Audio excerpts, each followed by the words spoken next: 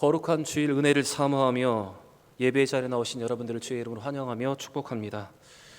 오늘은 맥주감사 주일이고 2022년도 후반부를 시작하는 첫 주일입니다. 여러분, 오늘 맥주감사주를 보내시면서 2022년도 전반기 우리에게 부어주신 은혜와 복을 세어보시고 감사할 수 있기를 바라고, 그리고 이 감사의 고백으로 남은 후반부도 더 큰 은혜를 주신 하나님을 기대할 수 있는 여러분과 제가 되기를 원합니다. 그리고 이 감사의 고백으로 또한 오늘 하루를 정말로 감사하며 보낼 수 있는 귀한 날이 되기를 원합니다.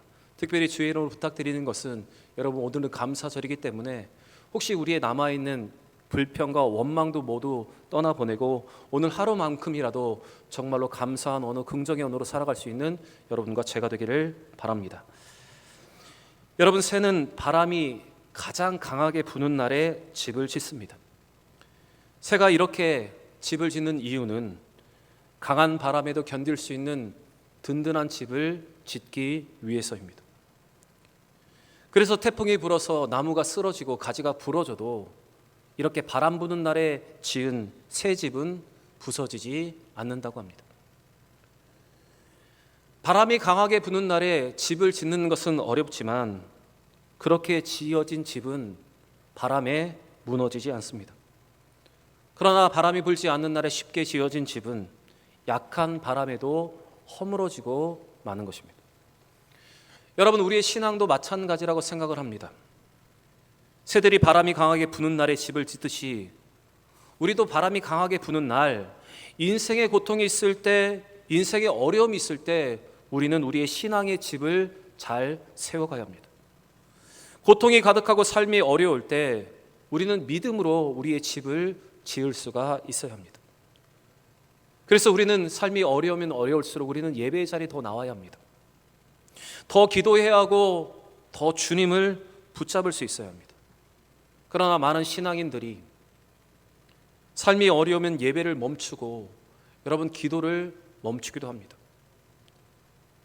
사랑하는 여러분, 힘들 때 세워지는 믿음이 더 견고함을 믿고, 어려울 때일수록 예배의 자리에 더 나오고 더 간절히 기도함으로 든든한 믿음의 집을 세울 수 있는 여러분과 제가 되기를 바랍니다. 우리 이 마음으로 옆에 분과 한번 이렇게 인사했으면 좋겠습니다. 믿음의 든든한 집을 지읍시다. 인사하겠습니다. 믿음의 든든한 집을 지읍시다. 다시 한번 인사하겠습니다. 받은 은혜가 큽니다. 인사하겠습니다. 받은 은혜가 큽니다.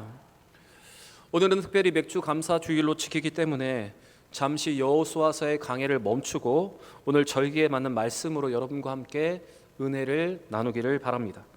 특별히 오늘 디모데전서의 말씀으로 감사의 시작, 감사의 마음이 어디서부터 오는가에 대해서 이 사도 바울의 고백으로 함께 은혜를 나누기를 바랍니다.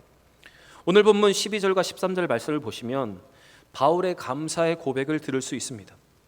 이 바울의 고백을 잘 들어보시면 이 바울의 감사의 마음이 어디서부터 시작되었는지 우리는 잘 알 수가 있습니다. 우리 본문 12절과 13절 말씀을 같이 한번 읽어보겠습니다. 나를 능하게 하신 그리스도 예수 우리 주께 내가 감사함은 나를 충성되이 여겨 내게 직분을 맡기심이니 내가 전에는 비방자요 박해자요 폭행자였으나 도리어 긍휼을 입은 것은 내가 믿지 아니할 때 알지 못하고 행하였음이라. 아멘. 오늘 바울의 고백대로 바울은 예수를 알기 전에 예수를 비방하던 자였습니다. 비방할 뿐만 아니라 박해하고 또 폭행까지도 한 사람입니다. 그런데 이 바울을 예수님이 그 모든 죄를 용서하시고 용서하셨을 뿐만 아니라 그를 충성되게 여기서 그리스도를 위해 섬길 수 있는 직분, 사도의 직분을 그에게 허락하셨습니다. 또 12절의 기록대로 그 사도의 직분만을 맡겨주시는 것이 아니라 능력이 그것을 감당할 수 있는 능력까지 그에게 허락해 주셨습니다. 오늘 본문 13절 말씀을 보시면 바울은 자기가 이런 직분을 맡을 자격이 없다는 것에 대해서 세 가지의 단어를 사용하고 있습니다.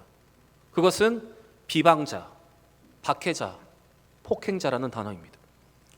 이 세 가지의 단어가 바울이 전에 어떻게 살았는지, 예수를 믿기 전에 그가 어떤 일들을 행하였는지 스스로 자신에 대한 평가를 나타내고 있습니다. 그가 알지 못하고 어떻게 행하였는지 그대로 드러나고 있습니다. 여기서 비방자라는 것은 입으로 하나님과 예수 그리스도의 이름을 더럽힌 것을 말합니다.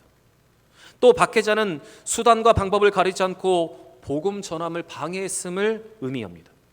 또 폭행자는 자신이 직접 이 일에 가담했고 주동했을 뿐만 아니라 스데반과 같은 복음을 전하는 자를 죽였다는 것을 말하는 것입니다. 사도행전 7장 53절에 보시면 58절에 보시면 사울이 어떤 사람이었는가, 이 바울이 어떤 사람인가 기록되어 있는데 제가 한번 읽어보겠습니다. 스데반을 성 밖으로 내치고 돌로 칠세 증인들이 옷을 벗어 사울이라 하는 청년의 발 앞에 두니라. 스데반을 돌로 치려 할 때 그 모든 일들을 주동하며 이끌었던 사람이 누군가 하면 바로 사울, 바울이었습니다.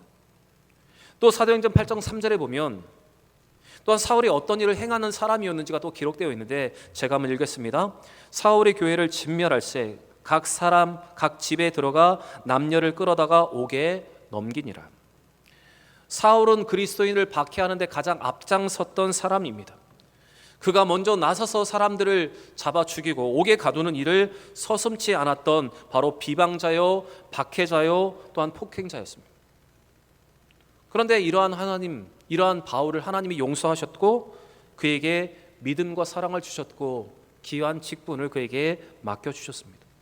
그래서 14절의 고백을 보면 자신이 이러한 악행을 용납하신 하나님의 은혜와 믿음과 사랑이 얼마나 풍성하였는지를 그는 이렇게 고백을 하고 있습니다. 자, 14절 말씀 우리 같이 한번 읽겠습니다.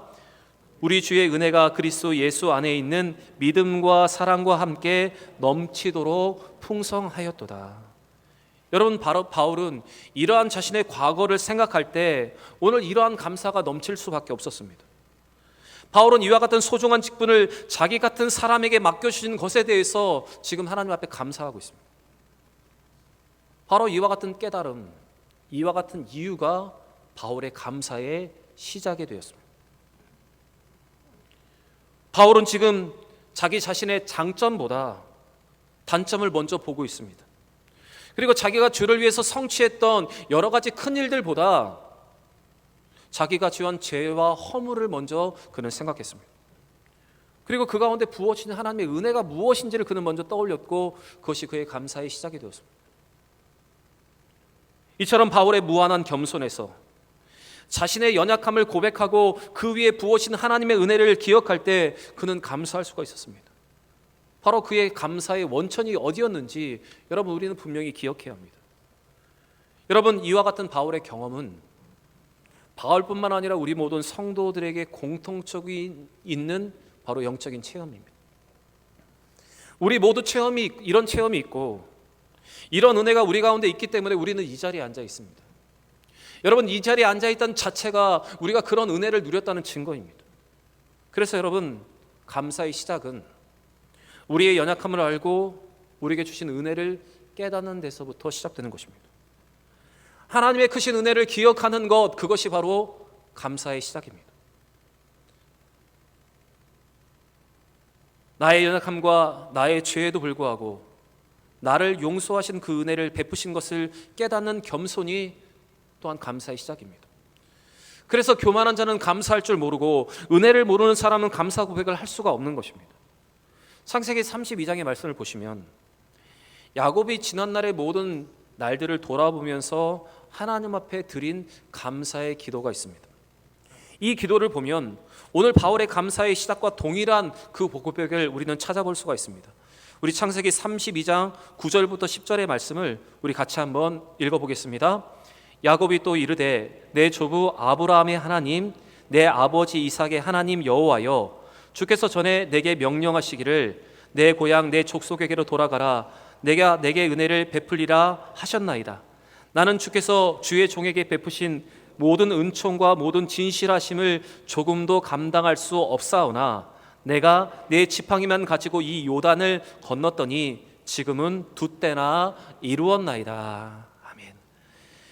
오늘 이 야곱의 기도를 보시면 야곱은 자신이 하나님의 모든 은총과 모든 진실하심을 조금도 감당할 수 없는 연약한 존재라는 사실을 지금 고백하고 있습니다. 이것은 자신의 연약함과 자신의 비천함을 알고 고백한 이 야곱의 고백입니다. 그는 지금 과거의 자신을 돌아보면서 자기의 부족함을 깨닫고 겸손하게 하나님 앞에 지금 엎드려지고 있습니다. 그리고 그는 이 겸손을 가지고 다시 이렇게 고백을 합니다. 지팡이만 가지고 내가 이 요단을 건넜는데 하나님이 지금 2때나 이루는 축복을 나에게 허락해 주셨다. 그런 감사의 고백을 하나님 앞에 하고 있습니다. 자신의 연약함에도 불구하고 하나님이 은혜를 베푸셔서 많은 복을 받았다고 고백하고 있는 것입니다. 이 모든 것이 하나님께서 주신 은혜이며 축복임을 지금 야곱은 이렇게 고백을 하고 있습니다. 야곱은 아버지와 형을 속여서 장자의 축복을 빼앗아 받았습니다. 그래서 아버지와 형을 피하여 도망치듯 외삼촌 라반의 집을 향해서 그는 길을 떠났습니다. 한 번도 떠나보지 않은 고향을 떠나는, 한 번도 벗어나보지 않은 아버지의 품을 벗어나는 이 야곱의 처지와 이 야곱의 마음이 어떠한지 여러분 한번 생각해 보시기를 바랍니다. 그는 그때의 자신의 처지를 겸손하게 돌아보면서 오늘 지금 이 감사의 고백을 하고 있는 것입니다. 여러분, 겸손히 자기의 과거와 처지와 형편을 돌아볼 줄 아는 사람은 여러분 언제나 이 감사가 떠나지 않는 법입니다. 그래서 우리에게 때때로 과거를 돌아보는 회상, 과거의 어려운 기억들을 다시 한번 기억해내는 장치가 여러분 우리에게 필요한 것입니다. 하나님은 신명기의 말씀을 통해서 이스라엘 백성들이 허락하신 그 가나안의 땅에 들어갈 때 그 젖과 꿀이 흐르는 그 땅의 풍요함을 누릴 때 하나님 그것을 허락하신 당신을, 그 하나님을 잊지 말라고 명령하셨습니다. 그리고 이스라엘 백성들에게 그들이 종되어서 그 종 노릇했던 그 애굽과 그들이 걸었던 그 광야의 마른 땅을 그들이 잊지 말라고 말씀을 하십니다. 바로 그들의 비천한 과거, 그들의 처지를 기억하며 그 모든 것을 허락하신 하나님을 기억하며 감사하라는 것, 하나님을 잊지 말라는 것, 바로 그것이 우리 하나님의 명령이었습니다. 여러분, 과거의 아픔을 돌아볼 때, 과거의 우리의 처지를 돌아볼 때 우리는 현재에 하나님 주신 그 은혜에 감사할 수 있고, 현재 우리가 회복한 모든 것을 우리는 은혜로 감사할 수 있습니다. 과거의 배고픔을 돌아볼 때 우리에게는 감격이 있고 우리에게는 감사가 있는 것입니다. 오늘 이 바울의 감사의 시작, 은혜를 깨닫는 것에서 시작된 것을 보시면서 또 야곱의 기도로 과거의 비참을 돌아보면서 모든 것이 하나님이 주신 은혜였다고 고백하는 그 고백처럼 오늘 이 감사주의를 통해서 은혜의 회상을 통해 다시 한번 하나님 앞에 감사할 수 있는 여러분과 제가 되기를 원합니다. 과거의 모든 처지를 기억하며 현재 우리에게 허락하신 그 하나님의 은혜를 기억하며 참된 감사를 드릴 수 있는 여러분과 제가 되기를 바랍니다. 15절에 계속되는 바울의 고백을 보시면 바울의 감사의 시작이 또 어디서부터 시작되었는지 또 다른 시작을 우리는 볼 수가 있습니다. 우리 15절의 말씀을 같이 한번 읽어보겠습니다. 15절입니다. 미쁘다 모든 사람들이 받을 만한 이 말이여, 그리스도 예수께서 죄인을 구원하시려고 세상에 임하셨다 하였도다. 죄인 중에 내가 괴순이라. 바울은 먼저 예수 그리스도를 통하여 임한 구원에 대해서 선언을 하고 있습니다. 이 선언은 모든 사람들에게 동일하게 적용되는 복음의 가장 본질적인 진리를 나타냅니다. 바울이 선언하고 있는 이 내용을 잘 보시면 곧 예수께서 죄인을 구원하시려고 이 세상에 임하셨다는 것입니다. 그리고 죄인인 자신이 구원을 받았다는 고백입니다. 그러면서 그는 한 가지 고백을 덧붙입니다. 바로 죄인 중에 괴수가 자신이라는 것입니다. 여러분, 죄인 중에 괴수라는 말은 자기가 모든 사람보다 더 죄인이라는 고백입니다. 죄로 인해서 죽을 수밖에 없었던 존재였다는 고백이 바로 이 고백 속에 고스란히 녹아져 있습니다. 사실 바울은 이런 고백을 자주 했습니다. 자신이 연약한 자고 자신이 가장 작은 자라는 고백을 그는 계속해서 반복을 하고 있습니다. 고린도전서 15장 9절의 말씀을 보시면 이런 바울의 고백이 있습니다. 제가 읽겠습니다. 나는 사도 중에 가장 작은 자라. 나는 하나님의 교회를 박해하였으므로 사도라 칭함받기를 감당하지 못할 자니라. 자기를 사도 중에 가장 작은 자라고 여겼습니다. 왜냐하면 하나님의 교회를 핍박하기 때문에 이 사도라는 칭함받기도 자기는 부끄러운 존재라고 그는 이렇게 고백을 했습니다. 또 에베소서 3장 8절에도 동일한 고백이 있는데 우리 같이 한번 읽어보겠습니다. 모든 성도 중에 지극히 작은 자보다 더 작은 나에게 이 은혜를 주신 것은 측량할 수 없는 그리스도의 풍성함을 이방인에게 전하게 하시고. 여러분, 이러한 바울의 고백을 잘 들어보십시오. 자신이 구원받은 것을 바라볼 때, 자신이 하나님의 귀한 직분을 바라볼 때, 자기에게 맡겨주신 그 사명을 감당할 때 계속되는 이 바울의 고백은 스스로 죄인임을, 스스로 연약한 자였음을 인정하는 고백이었습니다. 여러분, 오늘 바울의 이 감사의 시작이 어디서부터 시작되었는지 잘 보시기 바랍니다. 자신이 죄인이라는 인식, 자신이 구원받을 수 없는 존재였다는 사실을 인지하는 것에서부터 시작되고 있습니다. 그런 죄인인 자신을 용서하시고 구원하신 그 감격에서 여러분, 그 감사가 시작되고 있습니다. 제가 오늘 말씀을 중심으로 제가 여러분에게 몇 가지 질문을 한번 해보겠습니다. 여러분 스스로 여러분의 마음에 한번 답해 보시기 바랍니다. 여러분은 이 예배의 자리에 앉고 십자가를 바라볼 때마다 자신이 죄인이라는 것을 깨닫습니까? 여러분은 이 자리에 앉을 때마다, 또 십자가를 바라볼 때마다 용서받을 수 없는 죄인이 용서받다는 사실을 깨닫고 있습니까? 십자가를 바라볼 때마다 내가 죄인 중에 괴수? 지극히 작은 자보다 더 작은 자라는 고백을 여러분 우리는 하고 있습니까?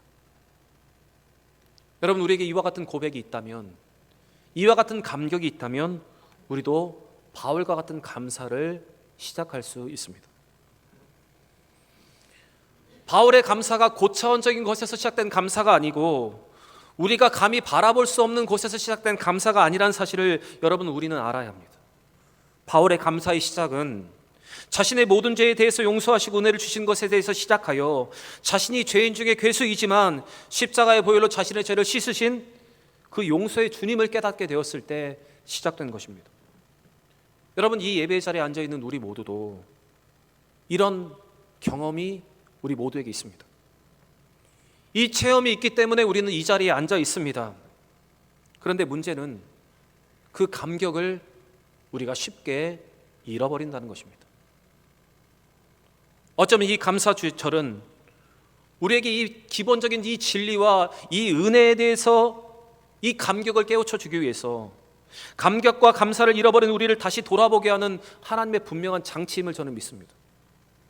하나님은 오늘 이 장치를 통해서, 이 기념일을 통해서 우리가 다시 감사를 시작할 수 있기를 바라십니다. 여러분, 오늘 이 바울의 감사의 시작을 보시면서 스스로 죄인임을 깨닫고 그 죄인이 용서받았다는 사실을 믿고 감사를 시작할 수 있는 여러분과 제가 되기를 바랍니다. 예배의 자리에 앉을 때마다, 십자가를 바라볼 때마다, 찬양하며 기도할 때마다 이 감격으로 더 감사하며 예배드리고 더 감사하며 기도하여서 그 더 큰 하나님의 은혜를 경험하고 또 기대할 수 있는 여러분과 제가 되기를 원합니다. 사랑하는 대형의 성도 여러분, 주의 이름으로 부탁드리고 주의 이름으로 간절히 소원합니다. 감사의 시작은 나의 허물과 죄를 깨닫고 나를 구원하신 하나님의 크신 은혜를 기억하는 데서 오는 것입니다. 감사의 시작은 나의 지난날의 비천함과 어려움을 기억하면서 하나님의 크신 축복을 깨닫는 데서부터 시작되는 것입니다. 또 온전한 감사는 모든 것이 하나님께로부터 온다는 이 참된 신앙으로부터 시작되는 것입니다.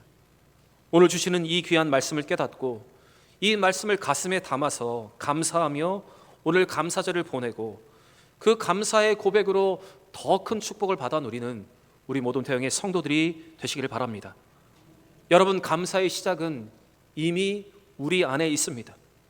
잊었던 감격, 잊었던 은혜, 잃어버린 겸손을 회복함으로 다시 감사할 수 있는 우리 모든 대형의 성도들이 되시기를 주의 이름으로 간절히 축원합니다.